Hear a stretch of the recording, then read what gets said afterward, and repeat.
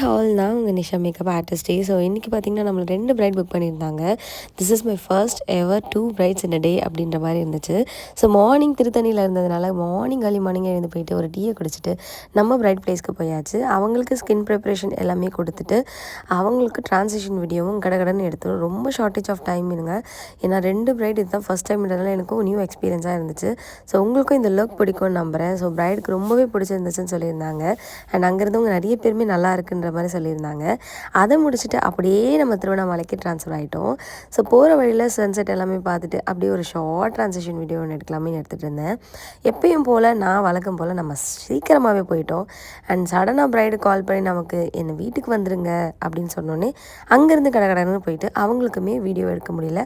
So short எடுத்த video வச்சு நான் வீடியோக்குலாம் பண்ணியிருக்கேன்.